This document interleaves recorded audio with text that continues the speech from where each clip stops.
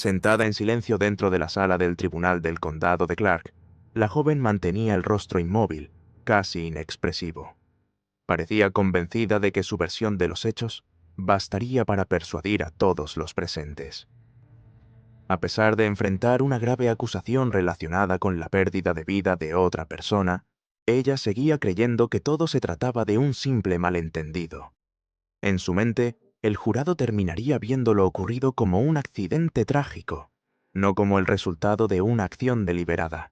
Sus abogados trabajaban para reforzar esa narrativa. La presentaban como una joven atrapada en una situación terrible.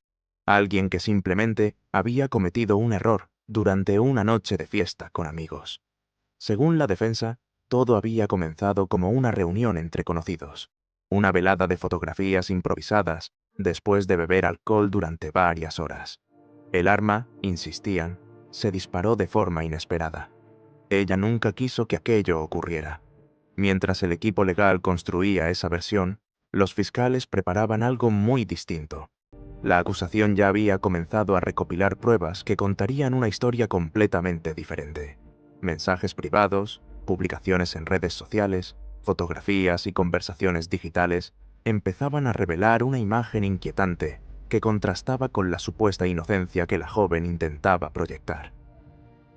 El momento en que esa realidad comenzó a salir a la luz sería decisivo. Lo que estás a punto de conocer es el instante en que Alessandra Blea comprendió que su explicación de un accidente difícilmente podría sostenerse frente a lo que los investigadores habían encontrado en su teléfono móvil. Fue el momento en que entendió que aquello no desaparecería con el paso del tiempo. No ese día, ni en los meses siguientes, porque Mark Gunn ya no estaba. El joven había recibido un disparo en el cuello mientras sostenía una cámara fotográfica, y la evidencia más impactante de lo ocurrido quedó registrada en dos fotografías instantáneas, tomadas apenas segundos antes de la tragedia. Dos imágenes que él mismo capturó. Este es el estremecedor caso de la modelo de Las Vegas, cuyo encuentro fotográfico terminó convirtiéndose en una escena que conmocionó a toda una ciudad. Mark Gunn tenía 23 años y vivía en Las Vegas. Era modelo, fotógrafo, y aspiraba a abrirse paso en el competitivo mundo de la moda y la imagen. Quienes lo conocían lo describían como alguien talentoso, amable y siempre dispuesto a ayudar a otros aspirantes que buscaban construir un portafolio profesional. Era el tipo de persona que rara vez decía que no cuando alguien le pedía colaborar en una sesión de fotos. Fue dentro de ese mismo círculo creativo donde conoció a Alessandra Blea. Ella tenía 20 años. Era considerada atractiva, ambiciosa, y también intentaba avanzar dentro del mismo ambiente de modelaje. Durante aproximadamente 6 meses, ambos comenzaron a verse con frecuencia. Algunos conocidos los consideraban una pareja. Otros creían que la relación era más ambigua. Lo cierto es que compartían tiempo juntos con regularidad. Pero bajo la superficie de esa aparente cercanía existía algo más oscuro. Algo que solo saldría a la luz después de que Mark desapareciera para siempre.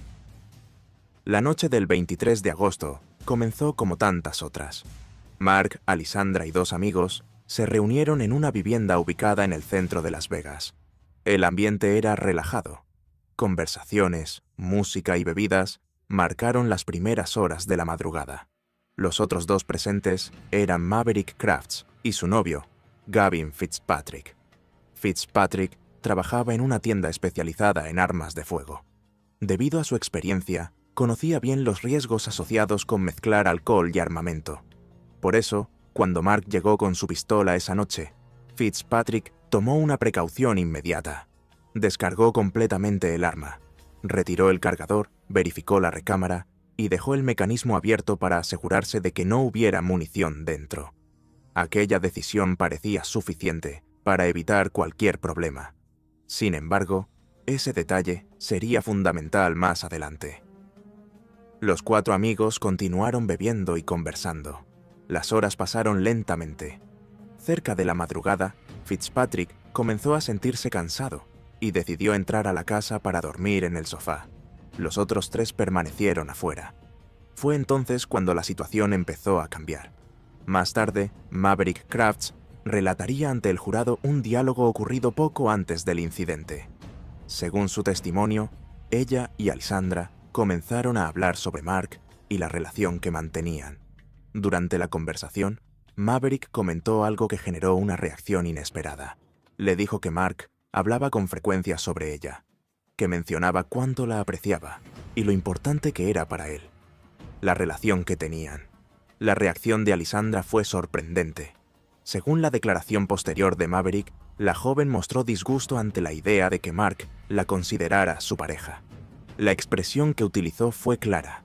Le resultaba desagradable que él hablara de amor o compromiso. Aquella reacción quedaría registrada más tarde en los documentos judiciales. Pero lo que sucedió antes de esa conversación resultaría aún más impactante. Horas antes del disparo, ocurrió un incidente que los investigadores considerarían clave para comprender el estado emocional de la joven aquella noche.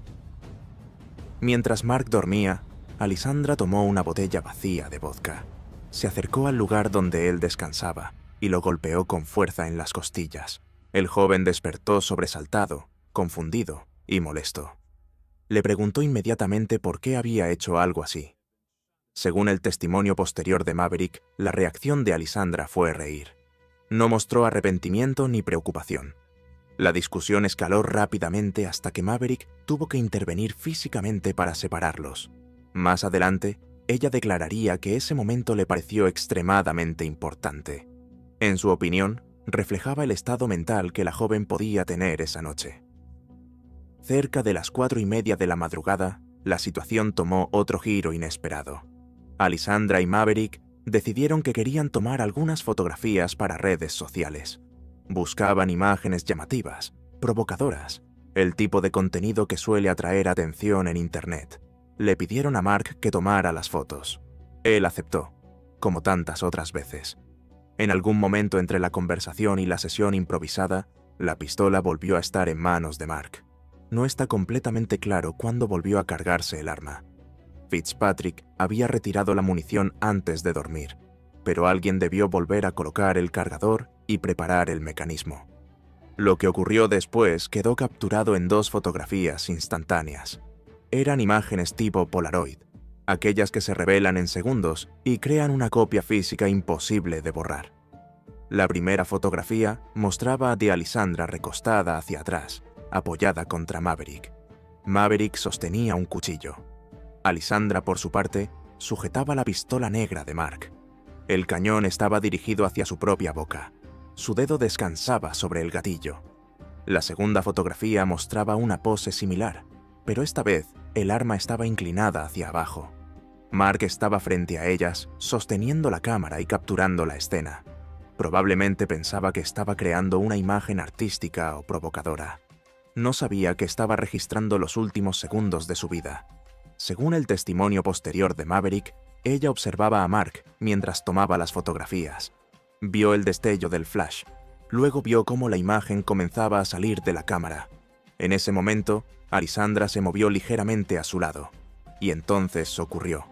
Hubo otro destello, pero esta vez no provenía de la cámara. El sonido fue mucho más fuerte. Mark y la cámara cayeron al suelo. Durante unos segundos, nadie comprendió lo que acababa de suceder, pero la escena pronto reveló una realidad devastadora. Gavin Fitzpatrick despertó al escuchar gritos. Salió corriendo de la casa hacia el exterior. Lo que encontró fue una escena caótica. Mark estaba tendido en el suelo. Había sangre alrededor de su cuello. Las 2 mujeres estaban alteradas, gritando y llorando. La policía llegó pocos minutos después. Los agentes encontraron al joven en la acera.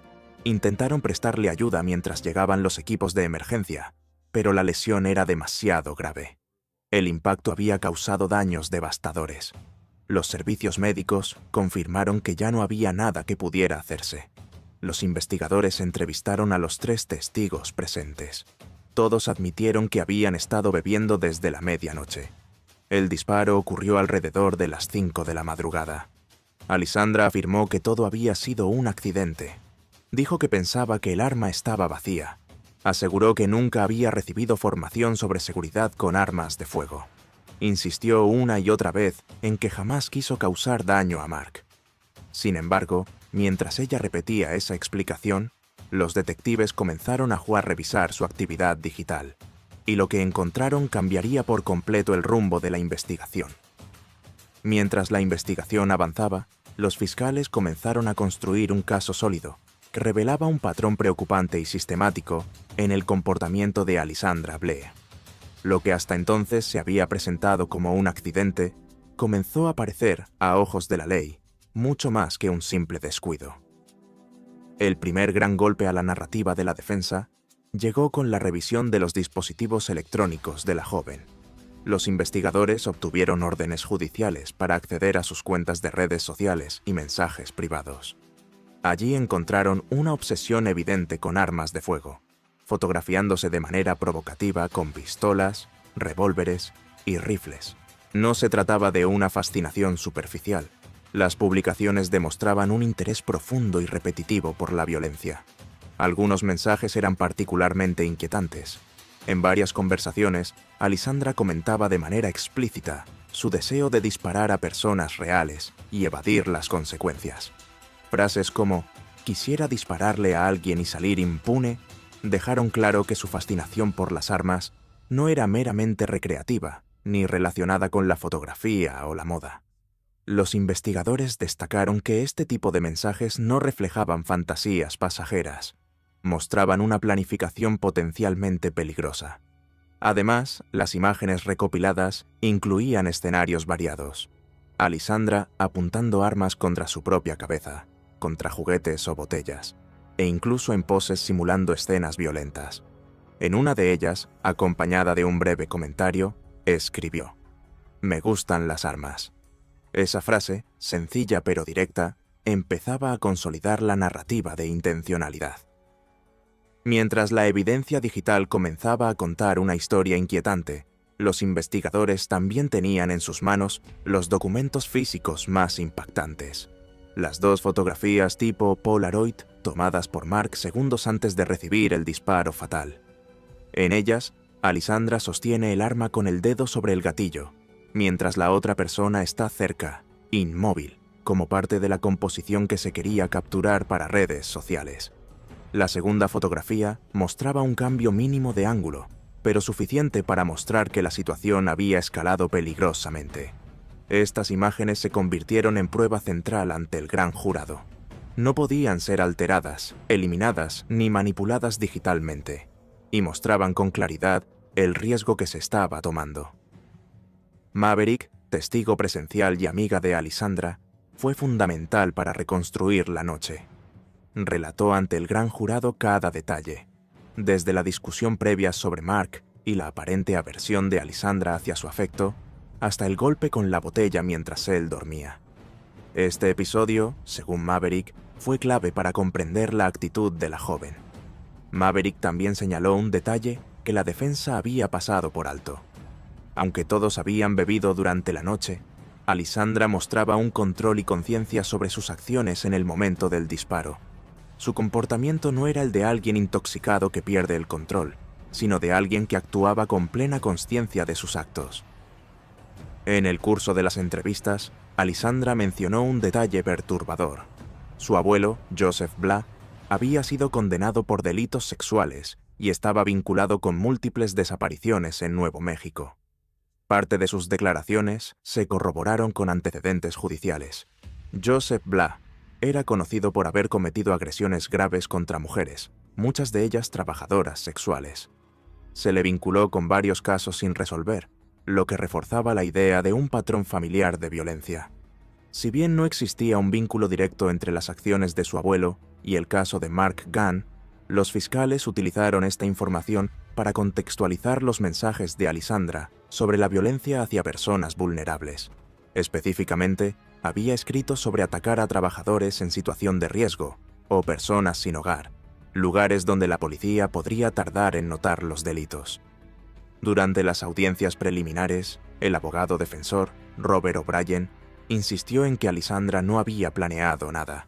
Su cliente estaba supuestamente intoxicada, demasiado afectada para formar intenciones claras.